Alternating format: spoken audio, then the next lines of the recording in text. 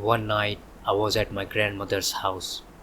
I used to go there every weekend with my parents, but this weekend became a nightmare for me when I started to hear a strange voice under my bed. I wanted to find out what's going on, but it seems like things were not in my control.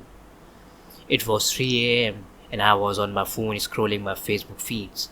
Suddenly, my phone screen jittered a bit and words started to scramble.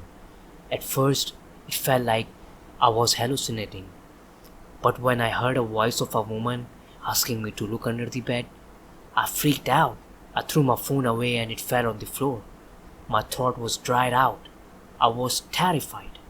I have looked around the room but no one was there. Slowly, the voices turned louder and louder until they converted into screamings. I jumped out of my bed and ran away. I came downstairs and I can hear the footsteps that someone is following me, but I could not see it. I banged the door of my parents' room. I tried to convince them that someone is under my bed, but why would they want to believe me as they haven't seen any ghost before? So they took me back to my room. When I entered my room with my parents, I saw my phone that was on the floor a minute ago, but now it's on the side table.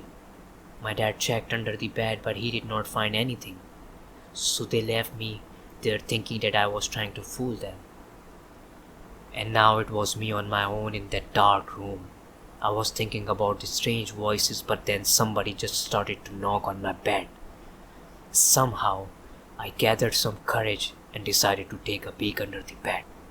When I looked there, I saw nothing but a piece of paper. I pulled it out and it says, "Wanna see me?" I wrote yes on it and threw it back, and I waited until the next knock. Whatever the thing did not make me wait longer, and I heard the next knock in few seconds. I again pulled that paper out and now it says, "If you wanna see me, turn off the lights then." I realized that now it's the time to face my demon, so I tested my courage and I turned off the lights. In that moment of darkness, I saw red eyes rising from the ground. I started to scream and again turned on the lights, and those eyes just vanished in thin air somewhere. Since then, I do not go to my grandmother's house because I know that thing is still there under my bed, waiting for me.